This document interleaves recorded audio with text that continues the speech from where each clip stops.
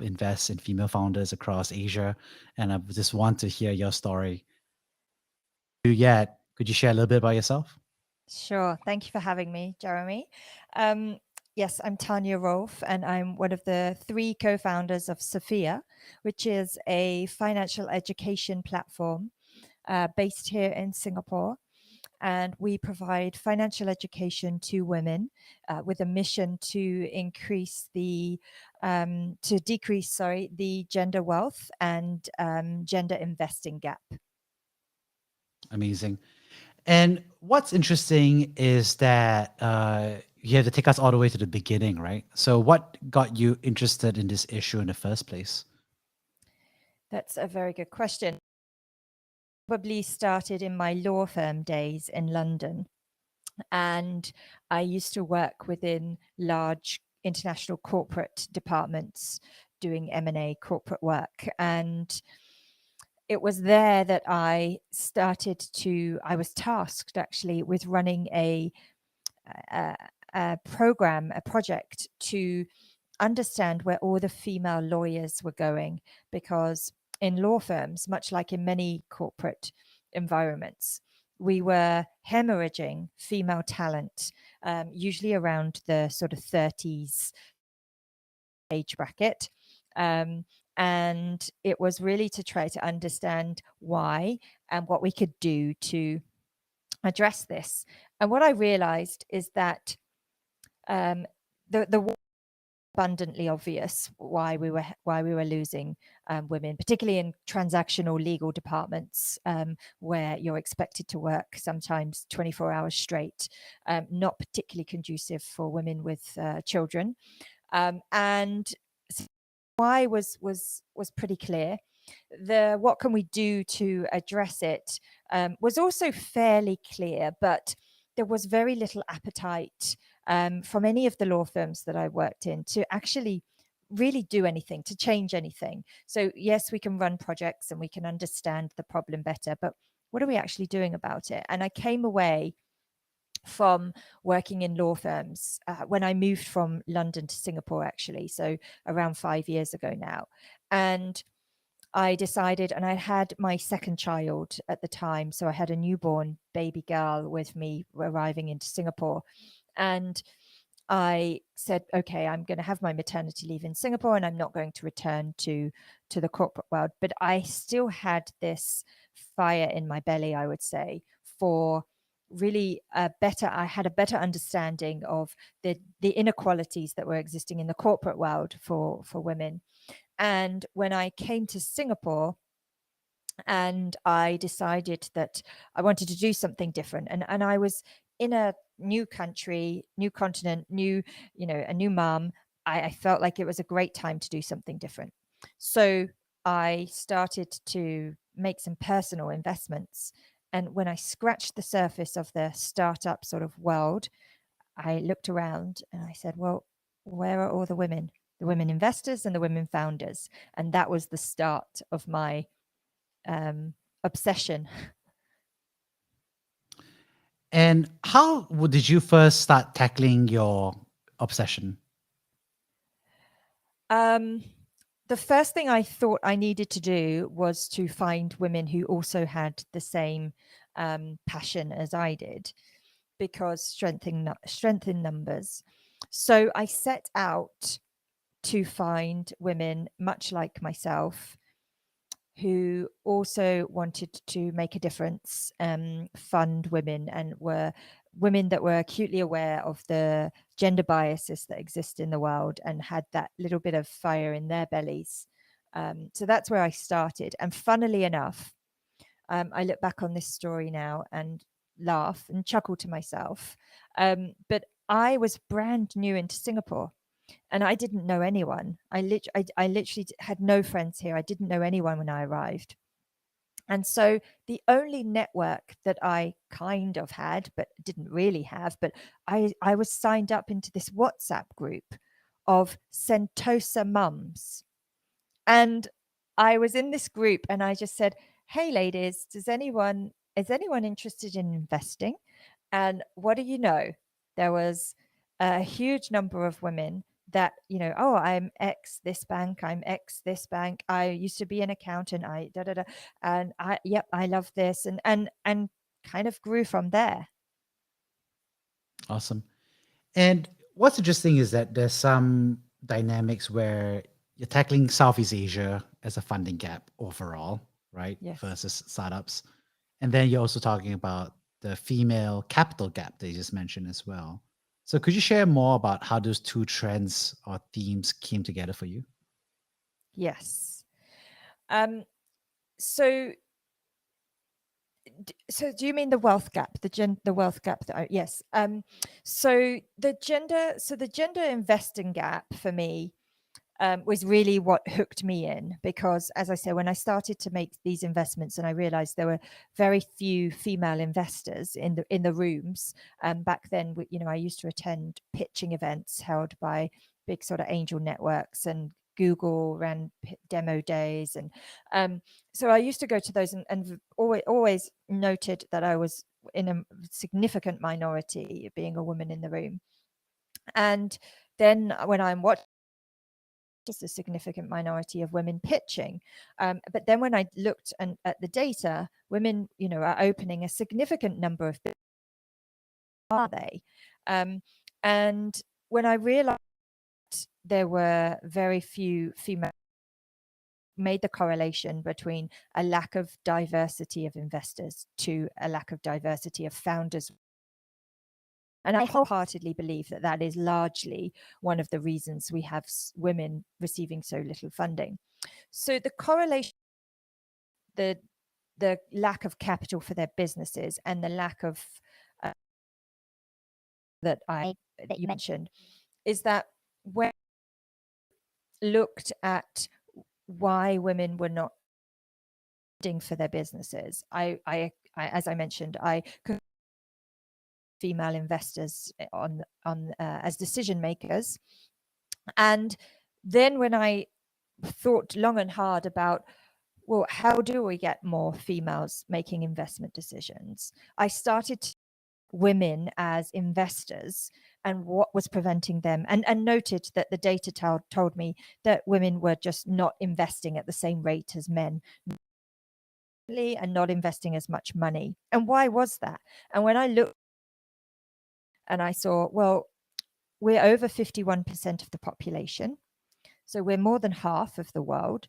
We have a third of the world's wealth, which is around $90 trillion. What is preventing women from investing? And that's how I sort of drew the two together and came about, is we have this lack of female investors, entrepreneurs, and I say, well, okay, well then what do we need to do to get? Okay, I'm going to start talking to my friends, my wider network and larger circles, and a lack of knowledge, and also, having less money to start with. There's a gender pay gap as well. So women are. So if we have less disposable income, it makes absolute sense that we're investing less than men are.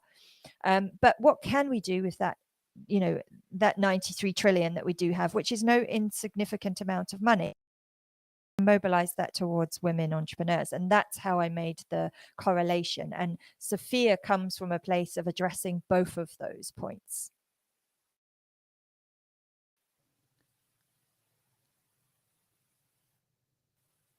Why is it bad? Because a common counter argument could be that, male investors are able and are incentivized to look for, risk versus reward. And they should be incentivized to look for mispriced assets, right? Or, teams that are underpriced by other people. So male investors should be searching for teams that are strong but are not seen, and that should equalize over time, right? That's kind of like the efficient markets hypothesis. So why is it that it's not happening? Just to summarize, sorry, I think our signal was a bit bad there. So you're asking why our current investing ecosystem are not investing into women entrepreneurs. Yeah. Right, because at one end is that you're saying that there's a gender slant in investment professionals. That's one, but that Yes. shouldn't naturally translate to a gender slant in the funding gap, right? As well, that doesn't because those are two different pools. So why is it that male investors are underpricing or not properly funding women entrepreneurs from your perspective? Okay. Yeah, that's a great question. I don't think the fault or the issue lies solely with male VCs, for example. Like I'm this is not about this is about acknowledging the facts, and the fact is that around 40% of all businesses. Okay. Asia, there are more than 3/4 of venture funds have no females in decision-making roles. So they're all male decision-making teams. So if we have a decision-making capital allocator teams of largely men, it is no surprise that they are opting for the founders that look and sound like the founders that they've invested in the past, when we had fewer female founders, for example, because we have more women founders than ever before right now. And so we should be investing at a higher rate, but we're not. And I think the reason is that as male VCs, I think that it's safe. It's safe, and it's less risky to invest into founders that look and sound a bit like yourself. Perhaps you can relate to them. You see a little bit of yourself in them. They look and sound like previous founders that you've invested into, that perhaps you've had great exits from, or there's other companies like them elsewhere in other parts of the world. So I think that it's a little bit of a risk aversion on the VC part, which is quite ironic. I think that there's also the fact that women entrepreneurs are generally, I think, are more inclined to bootstrap their companies and not be pushing themselves forward for VC funding at the same pace and rate that male founders are. And if you think about it, if you're a female founder and you're looking at the data that tells you, 2 to 3% of VC funding globally goes to female founded, teams. That's pretty shocking, numbers. Your chances are pretty slim. And then in Southeast Asia VCs, and I see more than 3/4 of them have no women in their decision-making teams. Am I really going to go knocking on their doors for funding? Am I going to put myself through that as a female founder? Probably not. What am I going to do instead? I'm probably going to bootstrap. I'm probably going to get some angel investment and try and, which takes businesses off in a very different trajectory than, what they could otherwise do early stage funding. So I think it's twofold. And I think that everything sort of comes back to a lack of diversity in the investment teams, just not being necessarily appealing enough to the founders. And then from the decision making perspective, just having one lens. And I think that we've got the data that tells us making teams leads to much better decisions, or profitable investment decisions. Thanks for sharing. And one interesting thing was you contrasted, I think, the US versus Southeast Asia, right? In terms of the dynamics and the numbers. I was just reading a report last night about how in the US, what's been interesting is that all female teams in terms of startup funding has not necessarily risen. It stayed flat over time. But mixed teams, a man and a woman, founders, for example, have risen as a percentage of both the number of teams that gotten funded as well as share of funding. So there's an interesting dynamic that's happening there. How do you think or compare and contrast, say the US data or trends that we've been seeing versus Southeast Asia local dynamics? Very interesting. I think that it would be fair to say that we don't have an awful lot of data in Asia, because VC as an industry is less mature than say Europe and the US. So the data definitely is is lacking in this region. I think that even though the US has had the US and Europe, actually, two leading areas, geographies that, on gender diversity and VC as well, more sophisticated markets. I think that even though they've had a spotlight on female founders and diverse founders more broadly, it hasn't always resulted in improved data. So even though I talk about how dire it is in Southeast Asia, it's not that Southeast Asia is shockingly bad and everywhere else is so much better. The data there doesn't actually, it's materially, it's marginally better, but not materially so. But interestingly, you point out the all female founder teams remain flat, which is a really bad place for us to be, given how much we're talking about this, particularly in the West. But interestingly, I have come across so many founders, and I've even thought this myself, if I'm honest with you, when I was at Her Capital, is should I just go out and hire a token man to be in my team? And if you're looking at that data, the answer to that is probably yes. Because I think that, and I've come across so many female founders that have this very same thought, and some of them have gone out and done that, and it's made a difference, which is just absurd.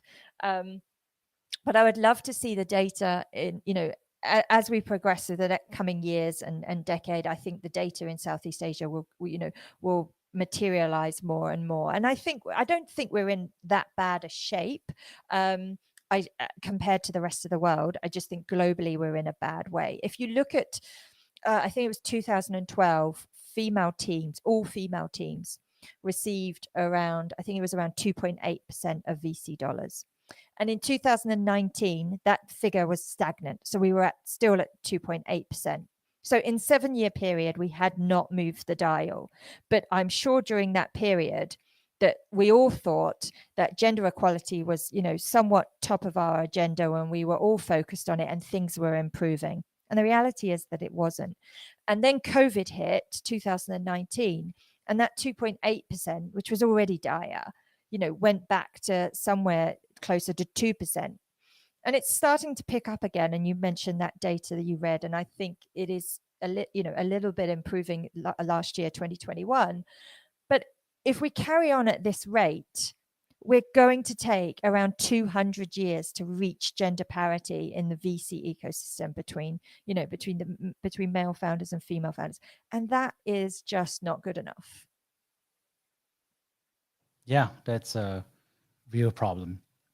And one interesting aspect has been, one thing I've noticed personally was that I had been sharing about angel investments that I'm passionate about. And I happened to angel invest in a female founder, Y Combinator, who's tackling, a wellness and biotech approach. And as I share about this, I realized that many people, both men and women, would basically say, "Oh, like Theranos," and I was pretty shocked actually, because I think there's so many bad faith actors, in real estate, or other Adam Newman for WeWork, or other companies that are out there. But whenever I mention a male founder, nobody ever says, "Oh, that's like Adam Newman," right? Yes. Or other bad players. But every time I mention, "Oh, I have a female biotech founder that I angel invested in," they always say, "Oh, like Elizabeth Holmes," right? And I was like, I don't understand why she gets brought up in every conversation for this founder type persona, but not for others. And yeah, what do you think about that? Do you think there are different consequences for failure or bad behavior? Or is it just because we're just, find it novel and interesting, right? That's an amazing question. I like that. You're absolutely right. And actually, I was talking about this probably last week, a similar observation. I think that because there are so few female founders that are known, that when something like this happens, it's really easy for us to oh, that's a female founder, like that. That's what happens. But you're right. Of course, we have many male founders that have, similar stories that we could talk about, but we don't. I think that because we have so few women, what I would like to see is a right for, when you look at successful female founders. Let's look at Bumble founder, who's, I think they IPO'd last year. When you look at her background, I mean, amazing story. I'm not taking anything away from that. But the female founders that succeed, if you look at their backgrounds, they had this amazing platform to succeed. They went to the best schools. They went to the Ivy League colleges. They had the parents that had a lot of money. And that's just not fair, because not every woman has that platform. So we cannot live in a world where only the exceptional women, with this amazing foundations given to them, handed to them, can make it. We deserve our right to be mediocre, just like men do. And I think that's where we should be trying to get to, where we all have that opportunity. And I think it's very easy for us to criticize women, because there's such a big fuss being made around making space for men. So something like Theranos happens, it's easy to point to that as to the reason why we're not making that space. I think it's a get out. It's a cop out. Interesting. Yeah. That reminds me about how we have a whole new series on The Dropout on Elizabeth Holmes. And that came out pretty quick. And we haven't seen any equivalents for other founders to some extent. So how we portray that story versus other movies like Social Network for Mark Zuckerberg and other founder types as well. Yeah, agreed.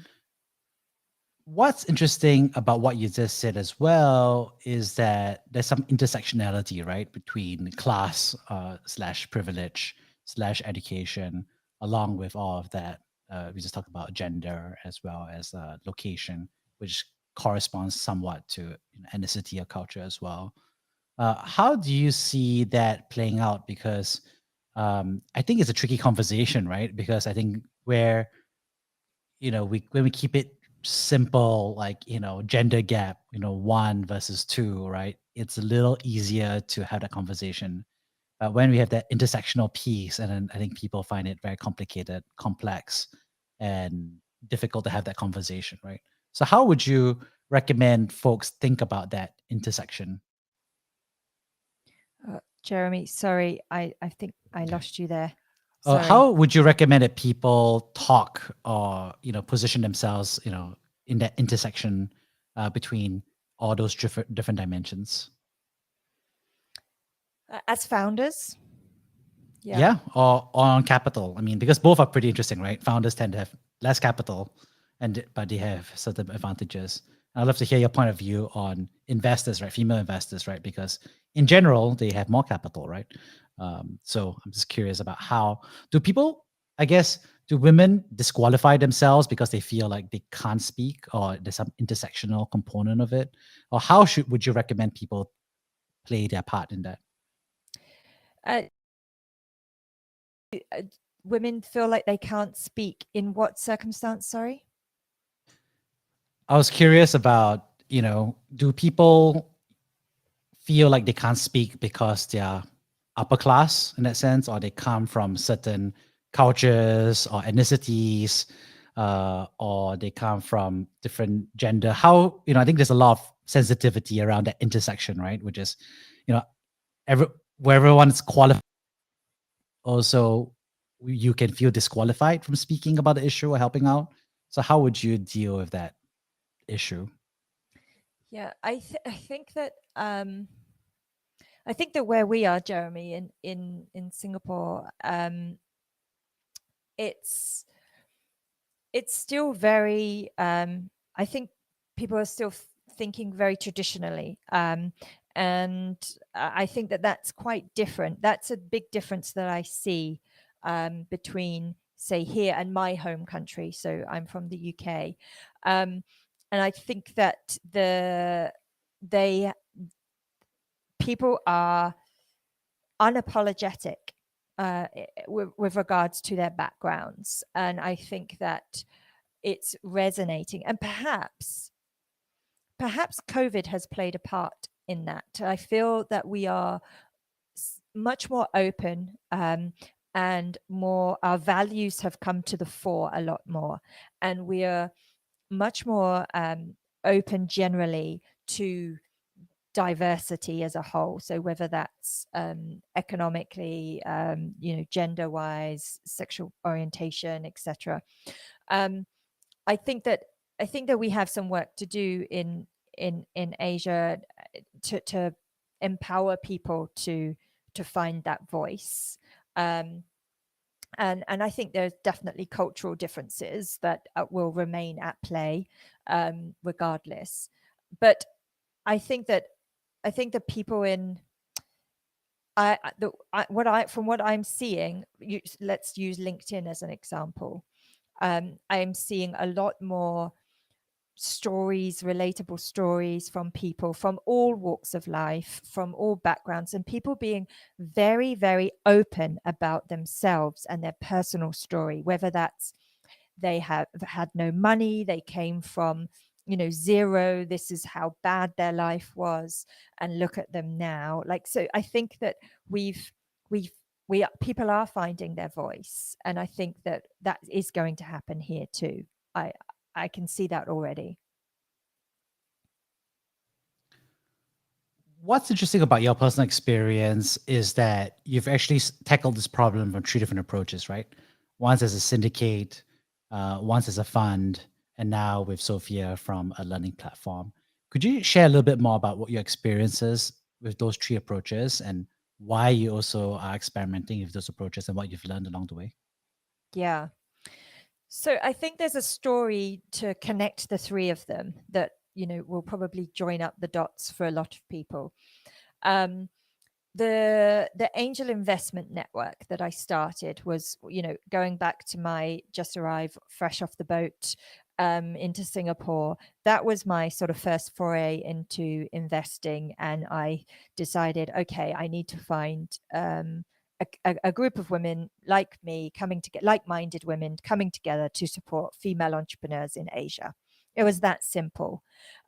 Great, found 40 women who had capital and also some business expertise to offer to the founders that we wanted to support. Wonderful. We deployed capital across, we were sector agnostic, deployed our capital, supported those businesses. We still have all of those in our portfolio to this day. And it was really during that time that I realized that, wow, we are inundated with female entrepreneurs in Asia. And I was absolutely overwhelmed with the deal flow, and which was ironic because when I was talking to investors in this region, and people in the ecosystem generally, the view was, and it's a very easy view to come up with if you're, as an investor, is, oh, I don't think there's many female founders in this region. Well, actually, when you're a female investment network and your whole marketing strategy is around supporting women and you're a group of women yourself, guess what? There is a lot of female founders out there, investable female founders out there. It's just that the current ecosystem wasn't seeing them, and still to this day doesn't. So we proved, I set out with a mission to, is there great quality talent in Southeast Asia, female founders? Yes, there is. We can't keep up with this deal flow without using our own capital. So what do we do from here? The natural step was to, organically evolve that into a venture fund. Great, that becomes a venture fund. I go out with the mission to raise the capital. There I am pitching away her capital, and almost every LP conversation, so investor conversation, went very similarly.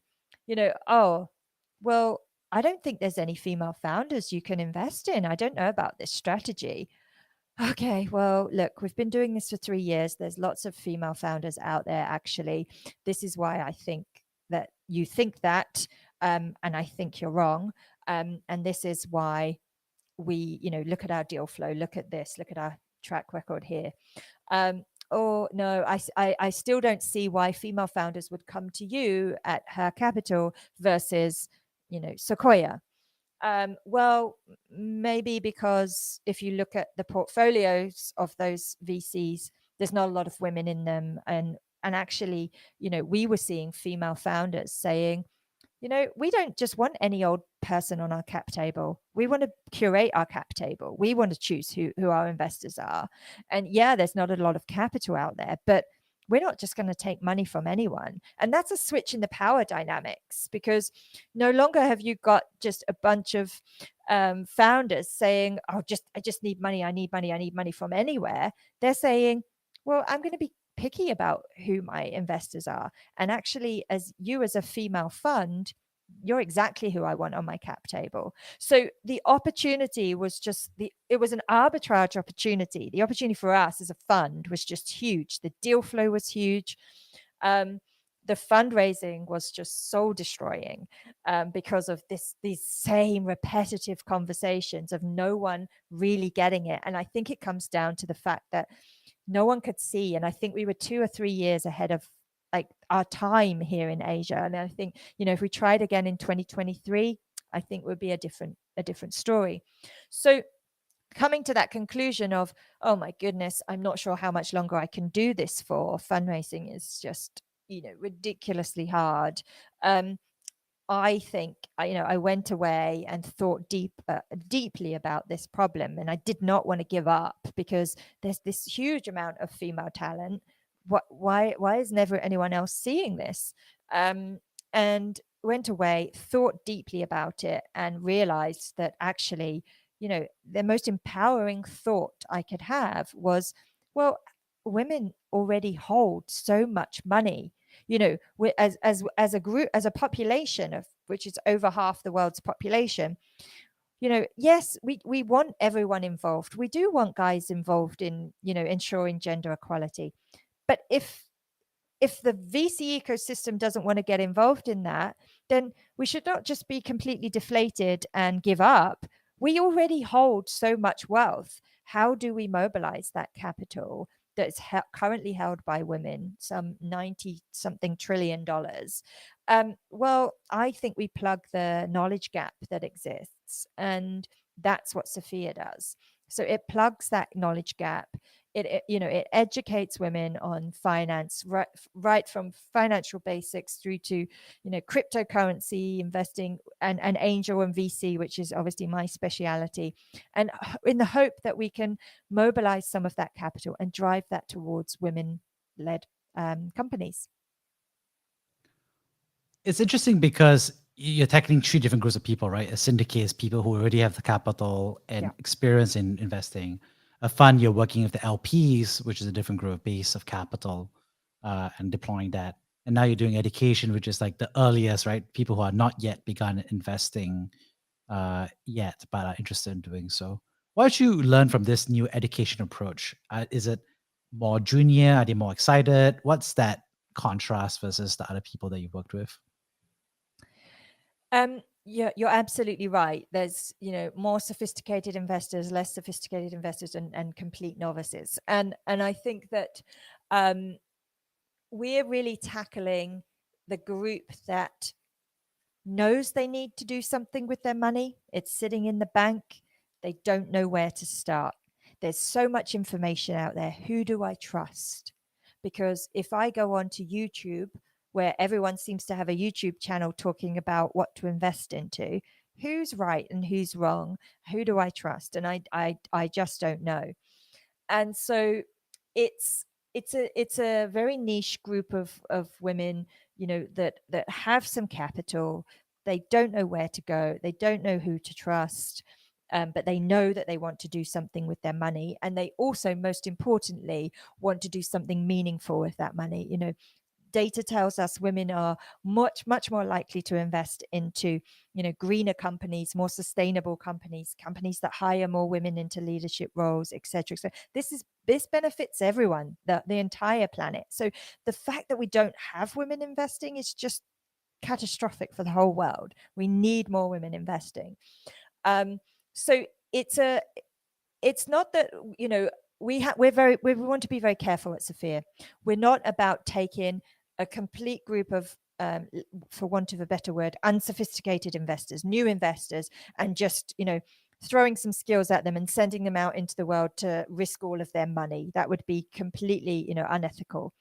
Sophia is about providing education, and giving people the tools that we believe that they can then start.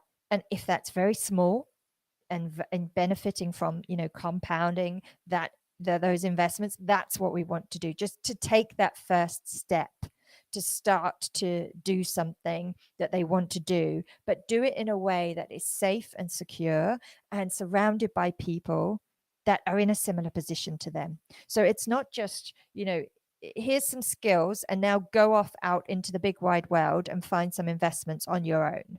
Because where do they go? What do they do? Who do they trust? All of those same problems that I just identified exist even with their education.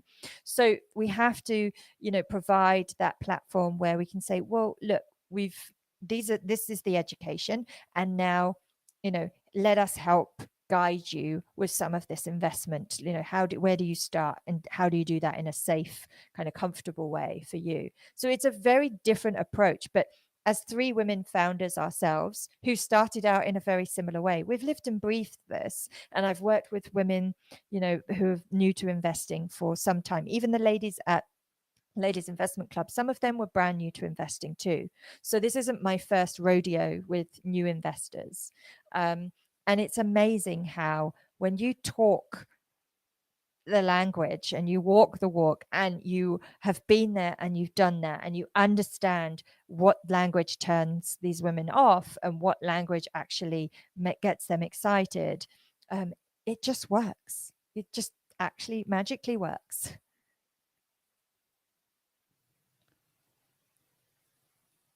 What have this group of new learners, what are they most interested in learning from your perspective? I think, going back to the point I just made then, I think it is around, how do I do something meaningful with my money? Where can I put it? And I think a lot of women fall into one of 2 camps. And I was speaking to Lady Stephanie from Stashaway the other day, and she said that there are a lot of women that are too busy. They haven't got the time to learn everything, and they want to just hand over their money and know that someone is taking care of it. So that's one camp of women, and I think that goes for men too. There are some men that we're pretty similar in that way, but I think there is a huge group of women that want more. And I think COVID again has advanced this and has further compounded this need and desire to do something more meaningful with their life, with their money, as a mission that they live by. To know that their money is going towards something that is bettering the world, that perhaps is addressing some imbalance like gender inequality amongst founders.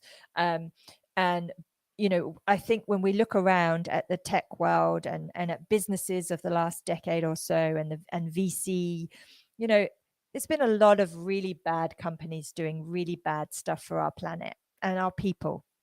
And I think that has come to the fore of late. And I think that more and more women are alive to this and want to put their money towards something that's improving the lives of people and improving the planet. How would men be supportive or helpful? So this is a really interesting question, because on the one hand, I've sort of said, look, the male finance world is not serving women very well. Let us women just mobilize our own capital and do this on our own, right? And I believe in that. And the reason I believe in that is that I don't want women to be victims. And I think if we just continue to bang our heads on brick walls for please give us some money for our business, then it makes us victims. And I don't think that that's where we want to be. However, that said, even if we can mobilize that capital and do things for ourselves, and I firmly believe we can, I think clearly the mission will be achieved, the progress will be advanced if we're all working towards this same thing. For me, as a mother of a son and a daughter, I don't spend my time empowering my daughter. I spend my time telling my son that his sister is his equal. So he grows up and he sees her as his equal. So that's one thing. I think we can all do that as parents, all of us parents anyway. And I'm often asked about guys, how can they help? We've just partnered with I think it's Insignia. A couple of their male partners are coming to our IWD event, our International Women's Day event. Like we're working with men. Like we have our, I did a LinkedIn post last week asking men, raise your hands, do you want to get involved, right? I think it's really easy for men to self-exclude on this type of thing because perhaps they feel a level of guilt, or oh dear, am I included in this as being part of the problem?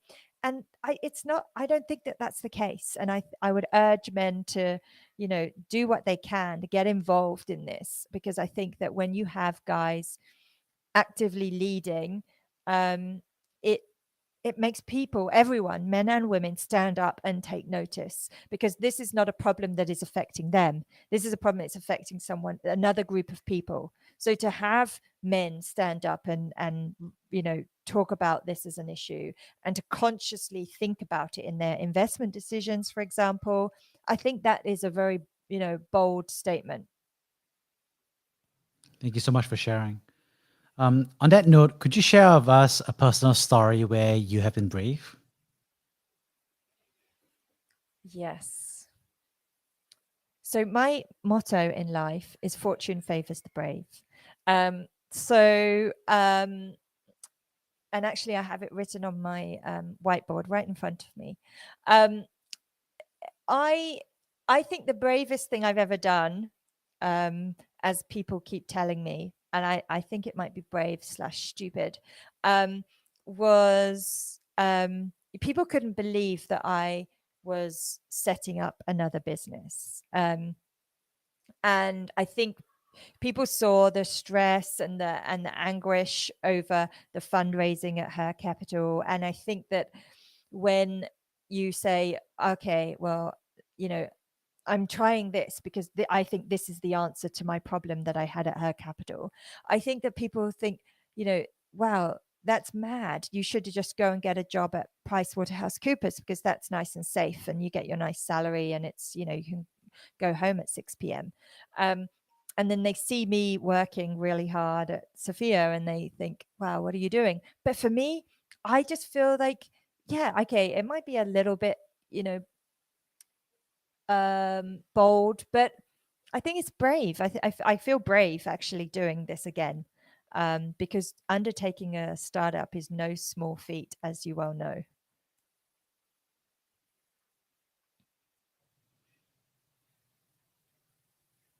That's a good reminder that you have been an investor, a founder of a fund, and then now you're back to being a founder again. Could you share a little bit more about that role reversal or change? Do you feel like identity has shifted as well? Yes. I still get a lot of deals coming in, so I still do some angel investing myself. But yeah, it has. And actually this week we were approached at Sophia within the first week of launch. I think we had 4 VCs in Singapore ask us for meetings. And there I was talking to the VCs as a founder. But the funny thing is that I joined these calls without the fear of that I think a founder usually has when they're on a VC call, because I'm sure that most VCs, they spend weeks preparing pitch decks and answers to questions that they might get asked, and I just rocked up to the calls kind of cool as a cucumber, and then people were saying, well, when can we invest? And I'm like, no, you can't invest. We're not ready for investment. We don't want investment. And my co-founders were like, wow, you're so cool. Like you're, and I was like, well, yeah, but I just, it's not right for us, right? It's not a right move for us. So I think it's given me a very different a sense of comfort, and that I wouldn't have otherwise had when having investor conversations. People asking me about investing into Sophia.